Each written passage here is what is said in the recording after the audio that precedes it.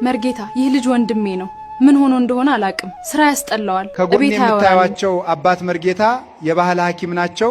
እጅግ በጣም የብዙ ሰዎች ችግር በባህላዊ ጥበብ እየፈወሱ እየሰሩ ናቸው። እንዲያው ከፈጣሪ በታች ፈውስን ይሰጧቸዋልና አማክሯቸው። መቼም ሰውነንና በስራችን በትዳራችን ወይም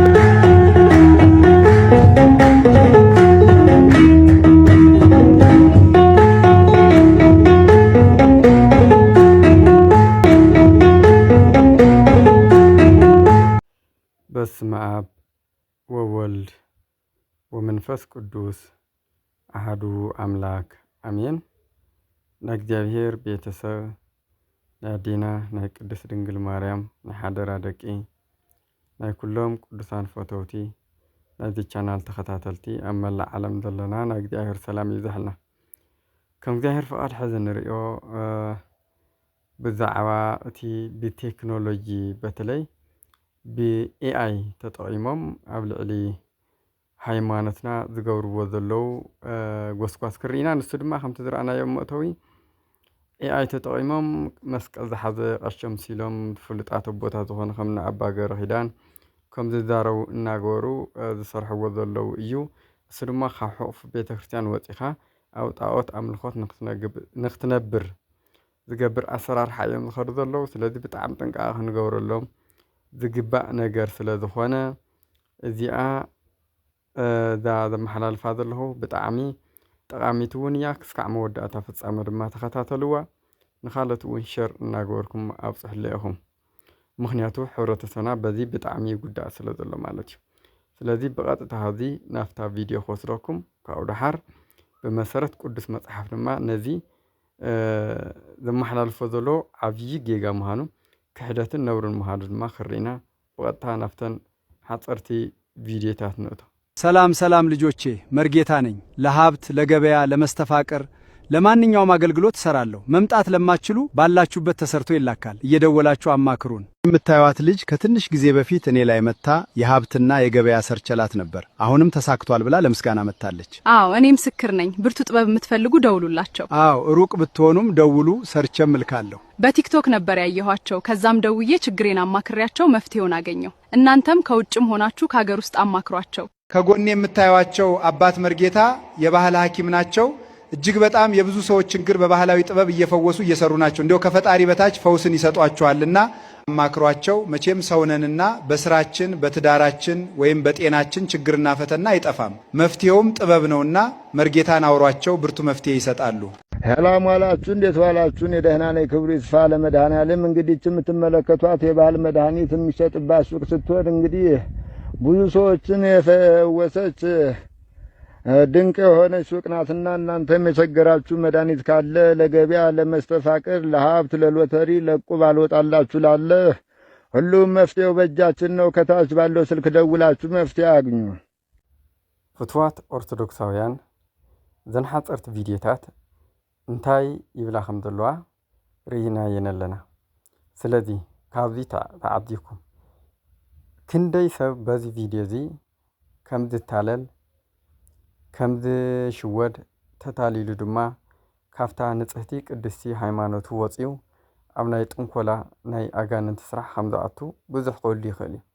ስለዚ ዓይኒ ንዓቆ በጃኻትኩም ክንዕቆዩና ብስም እግዚኣብሔር። እዚ ብኤአይ ዝተሰርሐ ኤአይ ማለት አርቲፊሻል ኢንተለጀንት ማለት እዩ። እዚ ድማ ድምፂ ተቐዲሑ ይኣቱ። ሽዑ ድማ ናይ ዝኾነ መነኩሴ ኣምፀልና ኢሉ ይእዘዝ ወይ ድማ ናይቲ ዝደለናዮ ልክዕ ናይ ኣባ ገብረ ኪዳን ይኣቱ። ስለዚ ኩሉ ነገር ባዕሉ ክሰርሖ ስለ ዝኽእል አርቲፊሻል ኢንተለጀንት ኤአይ ሽዑ ብኣንደበትካ ትዛረበለኻ ኣምሲሉ እዩ ዝሰርሖ። ስለዚ እዚ ድማ ዓብዪ ጥንቃቐ የድሊ እዩ። በዚ መሰረት ናገሩ ብዙሓት ከታልሉ ስለ ዝኽእሉ ንሕና ድማ ክነቐሐሉ እዩ ዝግባእ። ዘመኑን ዋጁ ከም ዝበለ ቅዱስ ጳውሎስ እቲ ዘመን ክነስተውህሎ እዩ ዝግባእ። ኣብዚ ክንሕዞ ዘለና ንመስተፋቕር፣ ንዕዳጋ፣ ንዝተኣሰረ ሰብ፣ ንዓይነ ጥላ ብዙሕ ለድብርቲ ገለ እናተባሃለ ንዕድል እናተባሃለ ብዙሕ ነገር ኣሎ። ኣብዚ ሓደ ክንሕዞ ዘለና እዚኣቶም ብመተት ብድግምቲ ኣጋንንት ልኢኾም ብናይ ኣጋንንት ቁራኛ እዚ ነገር እዚ ክንገብረልካ ንኽእል ኢና ዝብሉ እዮም። ፍጹም እግዚአብሔር ዘይፈቶ ብጣዕሚ ድማ ኣምሪሩ ዝጸሎ እዩ ጥንቆላ ማለት ክሕደት ስለ ዝኾነ ካልእቲ ዘናድድ ድማ ኦርቶዶክሳውያን መሲሎም ጠምጢሞም መስቀል ሒዞም እዮም ዘመሓላልፍዎ ዘለዉ እዚ ድማ ኣብ ኦርቶዶክስ ዘሎ ምእመን ሃይማኖቱ ዘምህሮ ዘሎ መሲልዎ ተደናጊሩ ንኽወፅእ እዮም ስለዚ ኣብዛ ልዕሊ ቅድስቲ ንጽሕቲ ኦርቶዶክስ ተዋህዶ ሃይማኖት ኮይኖም መሲሎም ንዓ ንኸፍርሱ ዘይፅዕርዎ ነገር የለን ዘይፍንቅልዎ እምኒ ዘይኹዕትዎ ጉድጓድ የለን ስለዚ ረእይዎ እቲ ክቡር መስቀል ኣትሒዞም ጨቢጦም ኣብ ላዕሊ ጠምጢሞም ቀሺ መሲሎም እዮም እቲ ዝገርም ድማ ኣባ ገብረ ኪዳን ዘመሓላልፍዎ ኣለዉ ትምህርቲ መሲሎም ብናቶም ድምፂ ኮይኖም እቶም ኣብ ጎነይ ትሪእዎም ዘለኹም መርጌታ ኢሎም ካብ ትሕቲ ፈጣሪ ድማ እዚኣቶም እዮም ኢሎም ማለት እዩ ዝገርም ወየ ትሕቲ ፈጣሪ ኢልና ክንኸድ ከለና እኮ ኣብ ትሕቲ ፈጣሪ እውን ዝሰርሖ በዓሉ እግዚኣብሔር እዩ እሱ ድማ ናብ ቤተ ክርስቲያንና ከይድና ቅዱስ ኦርቶዶክስ ተዋህዶ ቤተ ክርስቲያን ናይ ዘለዓለም ህይወት ጥበብ ኣእምሮ መድሓኒት ዝኾነ ኣምላኻዊ ቅዱስ ጉእን ክቡር ደሙን እዩ ማለት እዩ ናብኡ ክንድኸይዱ ዝብሉ ብኣባ ገብረ ኪዳን ኣንደበት ገይሮም ዘመሓላልፍዎ ዘለዉ ስሑት ጌጋ ንረዳእ እዩ ኣባ ገብረ ኪዳን ሲ ከምዚ ኢሎም ይኹን ዘመሓላልፉ ኣለዉ ኤኣይ ይሰርሕዎ ክብለኩም እየ ደልየ እታ ጓል ተነስተይቲ እውን ከምኡ ኤኣይ ሰሪሑ ኣብ ቲክቶክ ዝረኣኽዎም እየ ስለዚ ብኣካል ክትመፁ ተዘይክእሉ እውን ስልኪ ምድዋል ይከኣል እዩ እናበለት እያ ተመሓላልፍ ዘላና እቲ ናይ ጥፋኣት ብባህላዊ ሕክምና መሲሉ ዝመፅእ ዘሎ ድግምቲ ይዕብልል ስለ ዘሎ ንሕና ድማ ክንነቕሐሉ እዩ ዝግባእ ቀፂሉ ዘሎ ሓፀርቲ ቪድዮ እውን እስኪ ተመሳሳሊ ንሪኦ ሰላም ሰላም፣ እንዴት ዋላችሁ? ከወር በፊት ምንም የሌለኝ ድሃ ነበርኩኝ። በቲክቶክ የመርጌታን ስልክ አግኝቼ ደውዬ አማክሬያቸው የራሴን መኪና እንድገዛ አድርገውኛል። እናንተም እየደወላችሁ አማክሯቸው። ሎተሪ እንዲደርሳችሁ እቁብ አልወጣላችሁ ላለ ተናግራችሁ ሰው ፊት ተደማጭ ላጣችሁ ለሕዝብ መስተፋቅር ከስልጣን እንዳትወርዱ ገንዘብ ወደ እናንተ እንዲመጣ መሳበ ንዋይ ለትምህርት ፍቅረኛ አልያዝ ወይም ደግሞ ትዳር አልያዝ ላላችሁ ሁሉም ነገር መፍትሄ እኛ ጋር አለ። እላይ ባለው ስልክ ቁጥር ደውላችሁ ብታናግሩ ለሁሉም አይነት መፍትሄ መስጠት እችላለሁ። መርጌታ ነኝ ከቤንሻንጉል። አይነ ጥላ ወይም ገርጋሪ ያለበት ሰው ምልክት ትዳር ለመያዝ መገርገር፣ ፍቅር ለመጀመር መገርገር፣ ገንዘብ አለመበርከት፣ ስራ ማስጠላት፣ ለስንፈተ ወሲብ መጋለጥ፣ ጭንቀት፣ ህይወት ማስጠላት እነዚህና የመሳሰሉት ናቸው። ለዚህ አይነት ችግር ካለባችሁ አማክሩኝ። ሰላም ልጆች፣ ለመፍትሄ ሀብት፣ ለሎተሪ፣ ለገበያ፣ ለመስተፋቅር፣ ለዕጣ፣ ለሁሉም አይነት የባህል ሕክምና ከፈለጉ በ0958886896 ደውለው ማማከር ማሰራት ትችላላችሁ። ብዙ አጭበርባሪዎች ስላሉ በፈጣሪ ስም አደራ ልጆች እንዳትጭበረበሩ እየተጠነቀቃችሁ። መርጌታ፣ ይህ ልጅ ወንድሜ ነው። ምን ሆኖ እንደሆነ አላቅም። ስራ ያስጠላዋል። እቤት አያወራንም። ይቅማል፣ ይጠጣል፣ ያጨሳል። እቤት ከማንም ጋር አይስማማም። ግራ ገባን። ልጄ፣ ወንድምሽ በሚማርበት ሰዓት ነው ሱስ የጀመረ። ምክንያቱም ደብተሩን ለሰው ሰጥቶ በነበረበት ሰዓት የእውቀት ሰላቢ መተት ተደርጎበታል። አይዞሽ ልጄ፣ ይስተካከላል። ዘን ሓፀርቲ ቪዲዮታት እውን ያው ተመሳሳሊ ከምተን ቅድሚያ ዝረአናየን እየን። ግን ኣብዚ ዋና ነገር ክነስተውዕሎ ዘለና እዚ ባህላዊ ሕክምና ብመርጌታ ዝተዳለወ እዩ ዝብል ካልኦትን ሕዚ ባህላዊ ሕክምና ክበሃል ከሎ ከመይ ዓይነት እዩ ዝብል ኣብ ግምት ክንእትላ ኮይኑ ግና ኣብዚ ዝናገርዎ ዘለዎ ብቀጥታ ኣብ ናይ እግዚኣብሔር ስራሕ እዮም ኣትዮም ዝናገርሎ። እዚ ድማ ቆፅሊ መፅሊ ናቆረፁ ዝኾነ ስሮምር ናኣሰሩ ካብኡ ድማ ኣጋንንቲ የርሕቕ እዩ ኢልካ ኣጋንንቲ ከዓ ክርሕቕ ዝኽእል ብናይ እግዚኣብሔር መንፈስ ብናይ ቅዱሳን ቃል ኪዳን ጥራሕ እዩ። ካብኡ ኣጋንንቲ ካብ ሂወትካ ክወፅእ ይኽእልን። እዘውዚ ኔዳእታ እዩ ዝገብር ኣጋንቲ ምሳኻ ንሓድሩ ከኣቱ ምሳኻ ክቋራነዩ ይገብር። ሽዑ ድማ ክተኣምኖ ይገብረካ ንተውን እዮም። ምክንያት ናይ ኣጋንንቲ ስራሕ እዩ። ስም እግዚኣብሔር ዝግበረሉ ነገር የለን። ስም እግዚኣብሔር ዘይብሉ ነገር ኩሉ ኣጋንንቲ ዝሰፍርዎ ነገር ስለ ዝኾነ ማለት እዩ። ስለዚ ከምዚ ናገሩ ኣብቲ ቪድዮ ዝኒኦ ንሪኦ ዘለና ኩሉ ካብ ሕማቕ ነገር ካብ ዓይነ ጥላ ካብ ገራግር ክነድሕነካ እናናበሉ ዝዛረቡ እዮም። ዓይነ ጥላ ይኹን ገራግር ይኹን ዝኾነ ይኹን ሕማም ተልኢካ መድሓኒቱ ቅድስቲ ኦርቶዶክስ ተዋህዶ ቤተ ክርስቲያን ንሱ ድማ ኩሉ ግዜ ንዘለዓለም ዝፍተት ናይ ህይወት ምግቢ ዝኾነ ናይ ኣምላኽና እግዚኣብሔር ኢየሱስ ክርስቶስ እዩ። እሳ ድማ ኣብ መወዳእታ ሓሳብ ክበላ እየ ከመይ ህይወት ከም ዝኾነ ብኸመይ ጋንንቲ ከም ዘድሕነና ናይ ዘላለም ህይወት ከም ዝኾነና ማለት እዩ ቅድሚያ ግን ስለቲ ዝበልዎ ኩሉ አውዝንዮ ብኤአይ ተሰሪሑ ሓቂ ብዝመስል መንገዲ ዝናገርዎ ዘለዉ ቅዱሳን መጽሓፍቲ ሓሶት ጌጋ ከም ዝኾነ ብመርትዖ ክርኤና እዘን ህዚ ዝብለልኩም ነዳምፀን ብደንብ ልቢ ኢልና ማለት እዩ ኣብ መጽሓፈ ኪዳን ቀዳማዊ ምዕራፍ 1 ቁጥሪ 72 እዚ መጽሓፈ ኪዳን ቀዳማዊ ማለት ካብቲ 81 ናይ መጽሓፍ ቅዱስ ኦርቶዶክስ ተዋህዶ እዩ 81 ዝቆጥሩ መጽሓፍ ቅዱስ ኦርቶዶክስ ተዋህዶ ማለት እዩ ከምዚ ይብለና ያገባ ሰው ቢኖርና መጥፎ ዝሙት ወይም መዳራት ወይም ሌላ ኃጢአት የሰራ ሰው ቢሆን ወይም አካሉን ያረከሰ ወይም አካል የጎደለው ቢሆን ወይም ጠንቋይ ወይም መተት የሚረጭ ወይም ሟርተኛ ወይም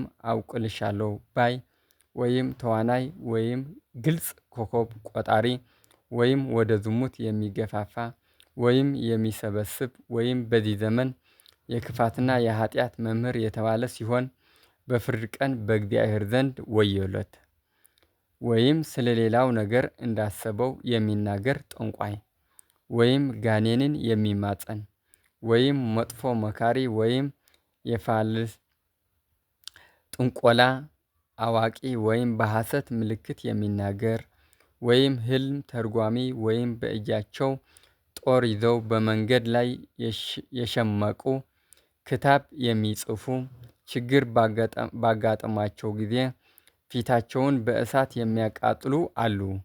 በራሳቸው ላይ በወረደው በእግዚአብሔር ፍርድ ተቆጥተው ጢማቸውንና ጸጉራቸውን የሚላጩም አሉ። በወፍ የሚማርት አለ። በእጁና በእግሩ ላይ በመርፌ የሚነቅስ በምልክት ወይም በኖታ የሚዘፍን በንጋት በወፍ ድምፅ የሚታወቅ አለ። በአረመኔዎች ዘንድ ለዚህ የወፍ ድምፅ መጽሐፍ አለ። እነዚህን ሁሉ አትቀበሏቸው፣ አትስሟቸው።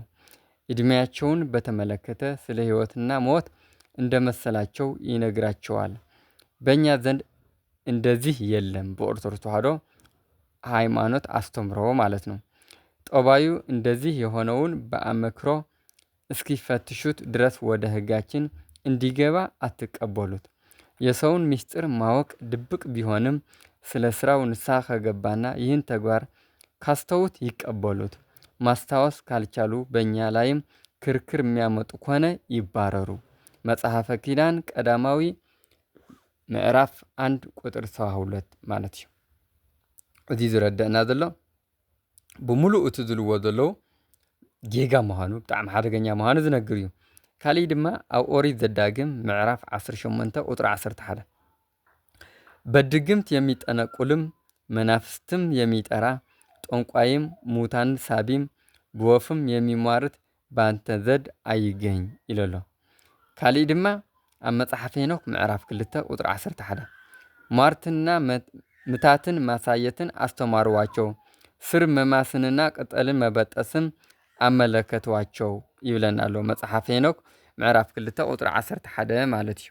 በዚህ መሰረት ከምቲ ዝረአናዮ ዘኣምላኻዊ ቃል ዝነግረና ዘሎ ብሙሉእ እቶ ቪድዮ ዝረአናዮን ካልኦትን እንተርኢና እንተሰሚዕና ብጣዕሚ ጌጋና ፍጹም ካብ እግዚአብሔር ዘርሕቕ ናይ መናፍስቲ ናይ ኣጋንንቲ ተግባር ከም ዝኾነ ኩልና ክርድኦ ክነስተውዕሎ እዩ ዝግበአና።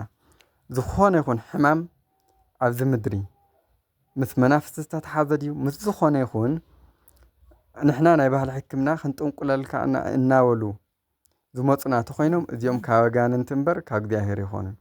እግዚአብሔር ኩሉ ግዜ ጽሙ፣ ጸልዩ፣ ስገዱ፣ ንስሐ እናኣተኹም ቅዱስ ስጋውን ክቡር ደሙን ተቐበሉ እዩ ዝብል መልእኽቲ ናይ ቤተክርስትያንና ናይ ኣምላኽና ማለት እዩ። ምክንያቱ እቲ ቅዱስ ስጋውና ክቡር ደሙ መለኮታዊ ስጉእን ደሙን ስለ ዝኾነ ኣእምሮ ዝሰኣና ኣእምሮ ይኾነና፣ ውሽጣዊ ሰላም ዝሰኣና ሰላም ይኾነና፣ ውሽጣዊ ዕረፍቲ ዝሰኣና ዕረፍቲ ይኾነና። እዚ ኣጅኑ ቅዱስ ስጋውና ክቡር ደሙ ፍቕሪ ዝሰኣና ቅዱስ ስጋውና ክቡር ደሙ ወሲድና ፍቕሪ ንረክብ። ትሕትና ዝሰኣና ቅዱስ ስጋውና ክቡር ደሙ ወሲድና ትሕትና ንረክብ። ሓዳር ዝሰኣና ቅዱስ ስጋውና ክቡር ደሙ ወሲድና እግዚአብሔር ሃና ስለ ዝሓድር ሓዳር ንረክብ። ገንዘብ ዝሰኣና እግዚአብሔር ኣምላኽ ባርከልና ስራሕና ባርከልና ኢልና ቅዱስ ስጋውና ክቡር ደሙ ክንወስድ ከለና እቲ ዝሰኣናዮ ስራሕ ብበረከት ስራሕ ንረክብ። ገንዘብ ሰላቢ ተልዩ መንፈስ ቅዱስ ጋውና ሆሮሞሲና የጥፈልና ብዙሕ ማሊክ አልዩ ስለዚህ ኣብ ዮሐንስ ወንጌል ምዕራፍ 6 ካብ 46 ተሪእናዮ ሙሉእ እስከ 53 54 ረእይዎ ስጋ ይዝበልዕ ደመይ ሰቲ ናይ ዘለዓለም ህይወት ኣሎ ይብል ስጋ ይዝበልዕ ደመይ ሰቲ ኣባይ ይነብር ኣነ ድማ ሙሱ ይነብር ስለዚህ እግዚአብሔር ኣብ ህይወትና ክነብር ተኮይኑ ጾም ጸሎት ንስሐ ቅዱስ ቁርባን እናተቀበልና ክንነብር ከለና እግዚአብሔር ኣብ ህይወትና ኣብ ናብራና ኣብ ጉዕዘና ኣሎ እቲ ዝፈጠረና እግዚአብሔር ኣብ ህይወትና ዘሎ ካብዚ ወፃኢ ቆጽለ መጽሊ ሱሮምር ናበጠስካ ትጎሮ ህይወት እግዚአብሔር እዚሁ ጣዖቶም ልኾ ስለ ዝኾነ እግዚአብሔር ክፈትዎ ኣይኽእልን ማለት እዩ ስለዚህ ካብዚ ንጠንቀ ስለ ዝነበረና ግዜና ቦታትና ኣምላኽ ቅዱስ እግዚአብሔር ተኸረን ተመስገነን ይሁን ወስብሐት ለእግዚአብሔር ወለወላዲቱ ድንግል ወለመስቀሉ ክቡር ንዘለዓለም አሜን